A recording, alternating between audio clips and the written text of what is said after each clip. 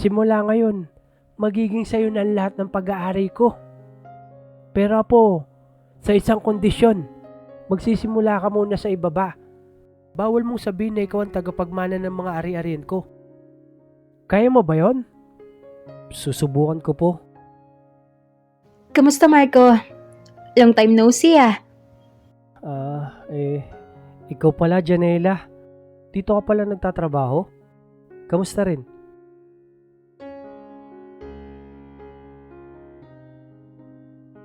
Uy, Marco! Ano? Handa na ba yung mga papel mo? Anong papel, Ador? Saka para saan? Anong papel ka dyan? Saka anong para saan? Di ba nag-usap na tayo kagabi sa inuman? Mag-a-apply tayo ng trabaho sa Golden Hotel. Palibasa, lasing ka lang yata eh. Yung ba? Sira ka ba, Ador? Paano tayo matatanggap sa hotel na yun? Ang selan-selan dun. Saka hindi nga tayo college level. Isa pa, high school diploma lang ang meron tayo. Tapos wala pa tayong kahit anong experience pagdating sa hotel. Basta Marco, nag-oo ka na kagabi. Wala namang masama rin kung susubukan lang natin eh. Magpapasa lang tayo ng papel. Tapos pag tinawagan, edi swerte. Pag wala, edi wala. Sakala mo ba Marco, doon nagtatrabaho yung crush mong si Janela. Makikita mo siya palagi ron. Kaya ano, game ka ba? Nang marinig ni Marco ang tungkol sa pangalan ni Janela, ay bagya siyang kinabahan at napaisip. Talagang matindi kasi ang naging paghanga niya rito noong sila ay magkakaklase pa noon sa high school. Yun nga lang, bukod sa hindi siya pinapansin nito, ay nahihiya rin siya rito. Nasisiguro niyang lalo siyang mahihirapan makitungo rito kung nagkataon, lalo at nakapagtapos na ang babae ng kolehiyo. Samantalang siya ay hindi man lang nakatungtong dito. Gayunpaman ay mas nananaig ang kanyang pagkagustong makitang muli ito kung papalarin at kung makakausap o makakatrabaho niya pa ito. Kung sa bagay. O sige, mag-ayos muna siguro tayo ng mga papel. Tapos bukas na tayo magpasa. Baka mamaya ikaw naman wala. Sus, hindi yan Marco. Kailan ba ako sumira sa usapan? Habang nag-uusap ang dalawang magkaibigan, ay wala silang kamalay-malay na may kung sinong lalaki ang nakikinig sa kanilang mga usapan. Napapansin din nila ang paminsan-minsang pagtingin nito sa kanila, subalit binabaliwala lamang nila yon dahil sa marami namang tao ang naroon. Sige na pala, Ador. Una na ako sa'yo O sige Marco, kita-kits na lang bukas Pagka-uwi ng bahay ni Marco, ay agad niyang inasikaso ang paghanap ng kanyang mga kakailanganin para sa gagawing pag-a-apply. Nang makompleto niya ang lahat, ay pinagsama-sama niya ito at inilagay sa isang folder. Ayan, kumpleto na ako sa wakas. Ubra na siguro to. Ang hirap na rin kasi maging tambay. Palagi na lang ako pinapagalitan ni nanay. Kundi sana ako na-endo sa 7-Eleven. Di sana may trabaho pa rin ako ngayon. Pero hindi na bale. Babawi na lang siguro ako rito. Sana naman pala rin na ako kahit paano. Bunsod ng gutom ay nagtungo na si Marco sa kusina para kumain. Sakto namang nakita niya ang kanyang mama. Nakasalukuyan nagluluto ng kanilang tanghalian. Kaya bumuelo muna siya bago nagtanong. Ma, anong ulam? Medyo nakaramdam naman ang inis ang kanyang mama. Kaya sa halip na tumugon ito sa kanya, ay nasabon pa niya ito. Si mama naman, nagtatanong lang kung ano na pa sinasabi. Hindi na nga bale. Basta pipilitin ko na talaga magkatrabaho. Matapos maluto ang tanghalian, ay kusa naman siyang inalok ng kanyang ina. Sa harap ng hapag, ay naibahagi ni Marco ang tungkol sa kanyang balak sana na pag-a-apply sa nasabing hotel. Samantalang, nagpahayag naman ng mariing pagtutol ang kanyang ina rito. Halatang nagalit ito sa hindi malamang dahilan. Sinabi pa nitong hindi raw maganda ang nasabing hotel. Dahil daw ay may kakilala itong dating nagtatrabaho doon. Pangit daw ang kanilang pamamalakad sa mga empleyado at masama raw ang ugali ng may mga katungkulan doon. Kung minsan nga raw ay hindi pa nababayaran ng iba nilang overtime at ang isa pa ay parang mga robot daw ang trato sa ibang mga tauhan nito. Sa kabila ng mga narinig ni Marco na pahayag ng kanyang ina, ay buo pa rin ang loob nito na ituloy ang kanyang desisyon. Para sa kanya ay maliit na bagay lang ang mga ito kumpara sa kung muli niya makikita si Janela. Ayun na nga po, ma. Pero susubukan lang naman po namin ni Ador. Pwede naman po mag-resign kung pangit talaga. Sayang naman po kasi at hiring po sila. Saka kaya ko naman po yung sarili ko, ma. Dahil sa naging pasyon ni Marco, ay wala na ring nagawa ang kanyang ina. Sa halip ay nagbili na lamang ito at nagpaalala sa kanya. Pagsapit nga ng kinabukasan, ay muling nagkita sina Marco at Ador. Magkasabay nilang binagtas ang harapan ng nasabing Golden Hotel. Ano, Marco? Ayos ka na ba? Abay, syempre naman, Ador, no? Tara na. Good luck sa atin, pre. O siya, good luck din sa'yo, Marco. Sana pares tayo makapasok dito. Magpapatuloy na sana sa paglalakad ng dalawang binata nang may humarang sa kanilang daanan na isang matandang lalaking pulubi. Lingid sa kanilang kaalaman na ito pala ang mayamang matanda na nagmamay-ari ng nasabing Golden Hotel na balak nilang applyan ng trabaho. Mga iho, maaari bang humingi ng konting tulong? Kahit pangbili ko lang sana ng tinapay sa kainumin. Sa itsura ng matanda ay mukhang nangihina na ito dahil sa matinding gutom. Kaya naman nakaramdam ng pagkahabag si Marco at kaagad na tumugon dito. O ito po, manong, 20 pesos. Bili na lang po kayo ng tinapay sa katubig. Pagkasyahin nyo na lang po, ah. Pasensya na po kasi yan lang po yung pera ko eh. Mamamasahe pa po kami mamaya. Ay nako, maraming salamat sa iyo, iho. Ayos na to. Sa wakas makakakain na ako. Salamat, ah. Ito po, manong, may 5 piso rin po pala ako rito. Sige na po, manong. Mauna na po kami sa inyo, ah. Tugon naman ni Ador sa matanda. O siya, maraming salamat sa inyo mga iho, ah. Sana swertehin kayo. Siya, at mauna na rin ako sa inyo. Maraming salamat ulit, ha. Matapos ang maiksing tagpo, ay nagtungo na nga sina Marco at Ador sa harapan ng nasabing hotel. Doon ay kinausap nila ang guard para ipasa ang kanilang mga papel. Habang kausap nila ito, ay may baklang nakasalamin ng sumingit sa kanilang usapan. Sa itsura nito, ay mukhang may katungkulan siya sa nasabing lugar. Dinampot niya ang papel nila Marco at Ador, saka nagsimulang suriin ng mga ito. Samantalang, parehas namang nagdadasalang dalawa na sana ipala rin sila sa pagkakataong yon. Subalit parang nakaramdam sila ng pagkabahala nang tila tumaas ang isang kilay nito. May problema po ba, Sir Albert? Tanong ng guard sa lalaki. Ano? Pakihiwalay yung papel ng dalawang to. Siguradong hindi sila makakalusot sa HR. Wala silang magiging ambag dito. Mga high school graduate lang sila, oh. Medyo malakas pang boses nito. Kaya naman hindi maiwasang marinig ito ng dalawang magkaibigan, maging ng ibang taong naroroon.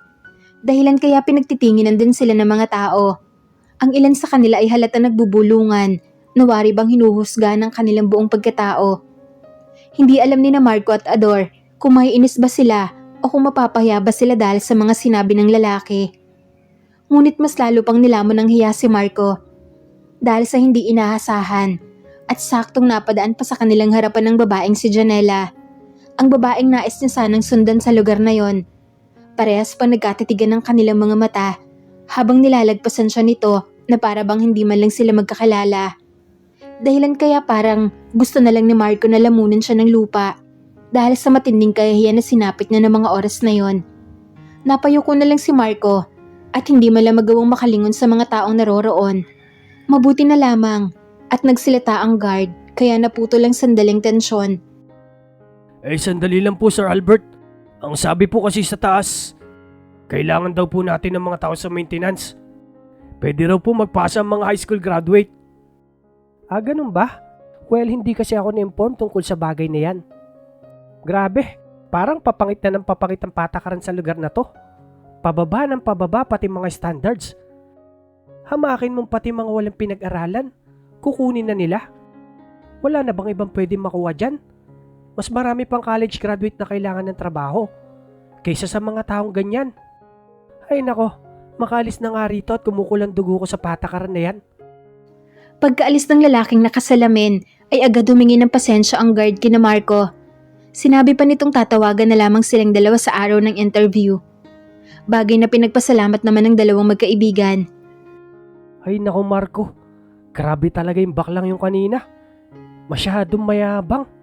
Sobrang mata pobre. Kung makasta ka, alam mo siya may-ari ng kumpanya eh. Ang sarap sapakin eh. Sambit ni Ador kay Marco, subalit wala namang tugon si Marco sa kanya. Hoy Marco, ayos ka lang ba? Oo. Ayos lang ako, Ador. Bakit? Bakit parang wala ka sa sarili mo? Wala. Iniisip ko lang kanina. Sabay napatakip pa ng mukha si Marco na para bang hiyang-hiya pa rin sa mga nangyaring kaganapan. Paano ba naman kasi na naakto pang nasa ganoong tagpo nang muli silang magkita ni Janela? Sa aktong harapan pa siyang ipinapahiya ng ibang tao at wala pa siyang magawa dahil sa kasalukuyan ng kalagayan sa buhay. Alam kong napahiya ka kanina. Lalo kay Janela. Pero ayos lang yan Marco. Ganyan talaga ang buhay. Pero hindi naman palaging ganito lang tayo eh. Bawi na lang tayo sa susunod. Pabayaan mo. Kapag nakapasok tayo sa hotel na yun, gantihan natin yung baklang Albert na yun. Paluluhurin ko siya sa suntok. Nag-uusap ang dalawang magkaibigan nang muli nilang masalubong ang matandang pulubi kanina. Kayo pala. Kamusta? Nag-apply ba kayo rin sa hotel kanina? Ano, natanggap ba kayo? Naku Manong, hindi pa nga po namin alam eh. Pero sana nga po. Wala pa naman palang resulta eh. Bakit todo simangot na kayo riyan? Bakit parang pinagsakloban na kayo ng langit at lupa? Paano po kasi Manong? Pinaya po kasi kami ng bakla kanina. Yung Albert po yata yung pangalan nun. Pinagsisigawan pa po niyang wala kaming pinag-aralan. Yan tuloy, nagtingin na yung mga tao sa amin. Wala naman po kaming ginagawa sa kanya eh. Saka hindi naman po namin siya kilala. Kaya pala. Hindi bale. May kakilala ko sa hotel na yon. Kilala ko yung isa sa mataas doon. Huwag kayong mag-alala. Kapag nakita ko yung sinasabi ko, ipapatawagan ko kayo para makapasok kayo. Medyo duda naman si Marco sa sinasabi ng matanda at tumugon na lang siya dito kunwari. Talaga po? Siyempre naman. Siguradong may number naman kayo ron, no? Sige, patatawagan ko kayo sa kilala ko. Salamat po Manong ha. Magpapasa rin po muna kami sa ibang lugar. Sige mga iho. Good luck sa inyo ha. Nang makauwi sa bahay, ay kaagad na kinamusta ng ina si Marco. Sinabi naman itong naging maayos naman ang kanilang ginawang pag-a-apply. Matapos maghapunan, ay naligo na muna si Marco. Saka nagtungo na siya sa kanyang kwarto upang magpahinga. Ngunit ilang sandali na siyang nakahiga. Subalit hindi pa rin mawala sa kanyang isipan ang naging mga eksena kanina. Hanggang sa hindi niya namalaya na nilalamon na pala siya ng matinding antok dahil sa matinding pagod. Pagsapit ng 2 araw, ay muli nagkita sa daan sina Marco at Ador. Hoy Marco, anong balita? Natawagan ka rin ba? Hindi pa nga Ador eh. Ikaw ba? Oo, kaninang umaga lang. Wow talaga Ador. Mabuti ka pa. Sa Golden Hotel ba yan? Hindi nga eh. Tanda mo ba yung sa call center? Interview na agad bukas. Sana makapasa ako. Ang swerte mo naman Ador. Sana ako rin tawagan na. Kaya nga Marco, sana matawagan ka na rin. Basta gagalingan ko na lang din sa interview. Tara Ador, tagay tayo mamaya. Total magkakatrabaho ka na eh. Naku, pas muna ako Marco. Mahirap na. Mamaya mag-amoy alak pa ako. Pag nakapasa na lang siguro ko. Sige na pala pre, uutang muna ako ng pera sa ate ko. Ano, sama ka ba? Ay hindi muna. Inuutusan pa kasi ako ni nanay eh. Sige pala pre, basta balitaan mo ako ha. Bahagi nakaramdam ng konting inggit si Marco sa kanyang kaibigan. Gayunpaman, ay masaya siya para dito dahil alam ng katulad niya ay kailangan din ito ng trabaho. Kinabukasan, habang nanonood ng TV si Marco, ay napansin niya ang pag-ilaw ng kanyang cellphone. Kaya naman dali-dali niya itong dinampot upang tingnan kung ano ito. Laking gulat niya na mabasang sa Golden Hotel HR galing ang nasabing text. Nakaschedule ng kanyang interview sa hapon din mismo ng araw na yon. Kaya sa labis na saya ay nagtatatalon pa talaga si Marco habang napapahiyaw. Ma, may interview po ako sa Golden Hotel mamaya. Dahil sa ibinalita ay biglang umiba ang timpla ng mukha ng kanyang ina sa hindi malamang dahilan.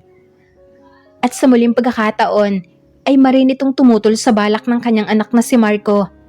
Maraming bagay itong sinabi upang baguhin sana pa siya ng kanyang anak. Subalit tila bingi ang anak at nais pa ring magpatuloy sa kanyang balak. Dahil doon ay wala na nagawa ang ina niya at ipinagpasa Diyos na lamang ang lahat. Bunsod ng sobrang pagka-excited ni Marco, wala pang isang oras ay naroon na kaagad siya sa nasabing hotel. Maaga siyang nauna sa pila ng mga aplikante para sa gagawing interview. Nang pinapapasok na sila sa loob ng guard, ay nagsimula ng kabahan lalo si Marco. Nagdadasal siya na sana ay maging maayos ang lahat-lahat. Ilang sandali pa, ay nakita niyang pumasok sa loob ng kwarto kung saan nagaganap ang interview. Ang baklang nagpahiya sa kanila, 2 araw na nakakalipas. Ay nako, malas yata ah. Huwag naman sana yung baklang yung mag-interview sa amin. Siguradong mahirapan ako rito. Baka hindi ako makapasa sa kanya. Laking pasalamat na lang ni Marco nang mapansin niyang muli itong lumabas sa nasabing kwarto. Ay salamat, buti hindi siya. Pasok na daw po yung susunod. Sobrang kinabahan si Marco dahil siya na pala ang susunod sa interview.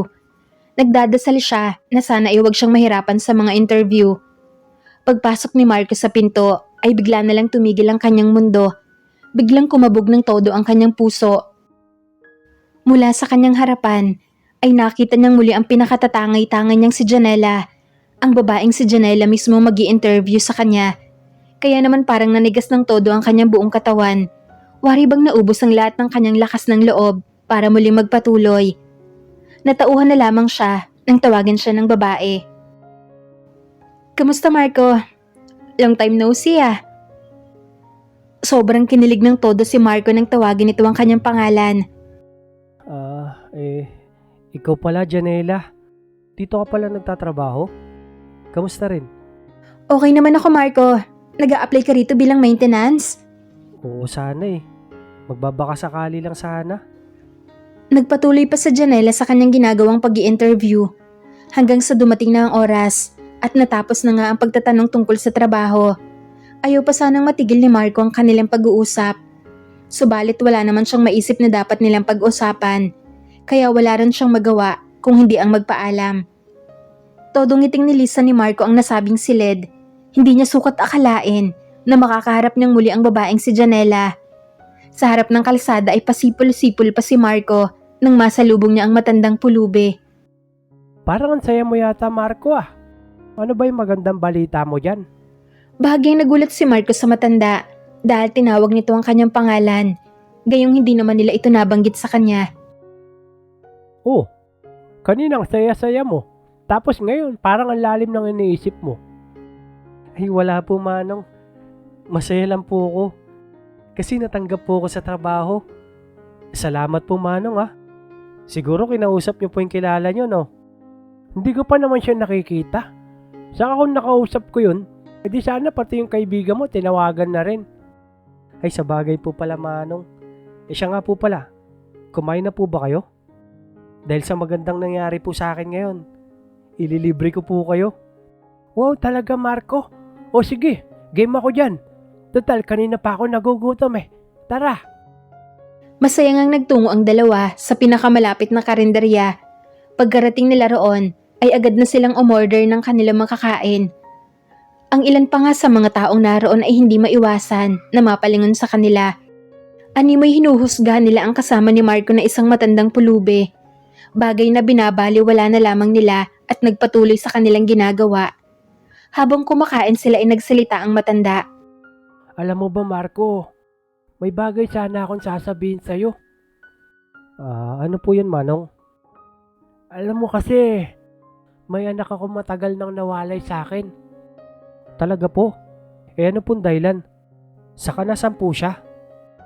Sandaling natigilan ang matanda. Baka sa mukha nito ang kalungkutan, nawaring may bahid ng matinding pagsisisi. Kaya bumuntong hinanga na lamang ito sa kamaling tumugon sa kausap. Mahabang kwento. Siguro sa ako na sasabihin sa'yo kapag handa na ako. Sige po, wala pong problema. Pero alam mo ba Marco? Po? May apo rin kasi ako. Siguro kaidara mo lang din siya. Ay talaga po? Nasan po siya? Alam mo kasi Marco, hindi ako naging mabuting ama sa mga anak ko. Puro na lang sarili ko iniisip ko rate. Puro pera. Puro negosyo. Hindi ko napansin. Nilalamon na pala ako ng pagiging sakim ko sa pera.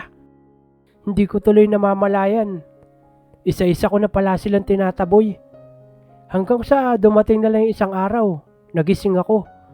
Yun yung araw na mag-isa na lang ako.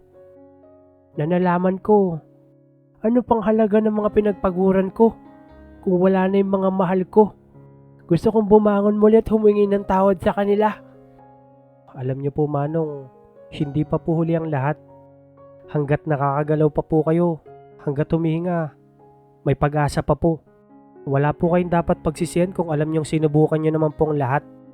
Saka na po kayong magsisi kung alam niyong kaya niyo naman po. Pero wala po kayong ginawa. Basta importante po sa ngayon, subukan niyo po. Naiwan namang tulala ang matanda sa mga sinabi ng mas nakababata. Parang mas nagkaroon ito ng lakas ng loob upang harapin ang kanyang dapat na harapin. Marco, maaari ba akong sumama sa inyo? Ha? Sa bahay po ba? Oh Marco, huwag kang mag-alala. Hindi naman ako makikitira sa inyo. May gusto lang sana akong makausap. Naguguluhan man si Marco, subalit mas nangingibabaw ang kanyang pagiging mausisa. Pakiramdam na kasi na may dapat talaga siyang malaman tungkol sa totoong pagkatao ng matandang kanyang kausap. Pagkarating sa bahay ay kaagad tinawag ni Marco ang kanyang ina. Laking gulat ng binata nang makita ang pagkagulat ng kanyang ina at ng matandang pulube. Sa mga reaksyon ng mga ito, ay wari bang matagal na sila magkakilala. Mas lalo pang naguluhan si Marco nang sabay pang lumuha ang dalawa saka sila ay nagyakap. Nang may masmasan, ay doon na natuklasan ni Marco ang lahat. Na ang matandang pulubi pala ay ang kanyang lolo, ang mayamang matanda na nagmamay-ari ng Golden Hotel. Anak nito ang kanyang ina na siya naman niyang itinakwil matapos mabuntis ng isang mahirap na lalaki. Dalawa ang naging anak ng kanyang lolo. Ito ay ang kanyang ina at ang panganay na lalaki na sa kasamaang palad ay matagal nang pumanaw. Sa katunayan ay matagal nang pinababantayan ng matanda ang kanyang anak at ang kanyang apo. Yun nga lang ay wala siyang lakas ng loob na humarap sa mga ito. Kaya unti-unti ay sinubukan niya mapalapit sa kanyang apong si Marco hanggang sa makausap niya ito ng masinsinan at doon ay nakakuha siya ng lakas ng loob upang harapin ang kanyang anak upang humingi ng tawad. Halos hindi pa rin makapaniwala si Marco sa kanyang mga narinig. Wari bang panaginip lamang ang lahat na ang kanilang normal na masasayang araw ay napalitan ng matitinding revelasyon. Hindi tuloy alam ni Marco kung paano tutugon sa kanyang lolo. Pasensya ka na po ah. Hindi bale. Simula ngayon, hindi na kayo maghihirap ng mama mo. Ikaw na magiging tagapagmana ng Golden Hotel. Magiging sayo na lahat ng pag-aari ko. Pero po, sa isang kondisyon. Magsisimula ka muna sa ibaba. Bawal mong sabihin na ikaw ang tagapagmana ng mga ari-arian ko. Kaya mo ba yon? Susubukan ko po. O sige po, pumunta ka na sa opisina ni Mr. Ong. Siya yung sekretary ng Golden Hotel. Sa room 501. Doon yun sa 5th floor. Tatawagan ko na lang siya. Siya magpapaliwanag sa'yo ng lahat. O ito, kunin mong susi sa office niya. Sige po. Salamat po, Lo. Dahil sa utos ng lolo, ay agad na nagtungo si Marco sa nasabing lugar. Nang nasa harapan na siya ng Golden Hotel, ay naharang siya ng guard. Sandali lang po sir. Saan po ang punta natin? Kakausapin ko lang po sana si Mr. Ong. May appointment po ba kayo sa kanya? Appointment po? Wala po eh. May importante lang po akong sasabihin sa kanya. Sa kabila ng pag-uusap ni Marco at ng gwardya, ay hindi nila namamalayan na nakatanaw pala sa malayo si Janela. Naguguluhan ng babae kung ano nga ba ang ginagawa ni Marco roon at kung ano ang kanyang pakay. Hanggang sa laking gulat niya na may kinausap pang guard sa telepono saka pinapasok na si Marco sa loob. Nang nasa harapan na ng pinto ng room 501 si Marco, ay parang kinabahan siya. Napaisip siya na paano kung mapahamak siya sa kanyang mga gagawin. Medyo nakaramdam na siya ng pagdududa sa mga sinabi ng kanyang lolo. Ngunit dahil sa naroon na rin naman siya, ay naglakas loob na siyang gamitin ang nasabing susi upang buksan ang pinto. Subalit pagkapasok niya roon, ay wala namang kahit na sino ang naroon, kaya wala siyang magawa kung hindi ang maupo na lamang sa sofa at maghintay pa ng ilang sandali. Maya-maya pa, ay may narinig siyang kumatok sa pinto. Noong una ay wala naman sana siyang balak na pagbuksan ito, subalit naisip niya na baka ito na nga ang kanyang tao na pinakahihintay, kaya agad na siyang tumayo upang pagbuksan ito. Nanlaki ang mga mata ni Marco nang bumungad sa kanyang harapan ng baklang si Albert. Masama ang tingin nito sa kanya na para bang pilit na kinikilatis kung sino nga ba talaga siya. Sandali nga, parang pamilyar ang mukha mo ah. Saan ba kita nakita? Ay sandali, alam ko na. Ikaw yung aplikante. Ikaw yung walang pinag-aralan. Sandali nga, anong ginagawa mo rito sa office ni Mr. Ong? Magnanakaw ka no? Hindi po sir. Ano po kasi? Hinahantay ko lang po siya. Ba't nagdadahilan ka pa? Huling-huli ka na sakto. Sandali nga, tatawagin ko lang ang guard. Dali-dali na ngang tumawag ng guard ang bakla. Pagkarating nila, ay agad nitong itinuro si Marco. Ayan siya, huliin yung lalaking yan. Magnanakaw siya. Paano ka nakapasok sa loob ng office ni Mr. Ong? Wala naman siya rito ah. Hindi po talaga sir. Hinahantay ko lang po siya. Ang kapal talaga ng mukha mo, magnanakaw ka. Sige na, huliin nyo na siya. Dalhin nyo siya kagad sa mga pulis. Dahil sa matinding pag-iiskandalo ng bakla, ay hindi maiwasan na maparoon ng ilang staff ng nasabing hotel. Isa na rito si Janela. Gulong-gulo si Janela kung ano nga ba ang mga nangyayari. Ano ka ba? Bakit hindi mo pusasan yung magnanakaw na yan? Hindi po talaga sir. Kailangan ko lang po makausap si Mr. Ong. Mr. Ong? O sige, nasan ba siya? Pakitawagan nga siya. Ilang sandali pa nga at dumating na nga si Mr. Ong. Dahil doon ay natigilan ang lahat at nakaabang sa mga sasabihin ni Mr. Ong. Bawat isa sa kanila ay gustong marinig kung totoo nga bang sinasabi ni Marco na kakausapin siya ni Mr. Ong.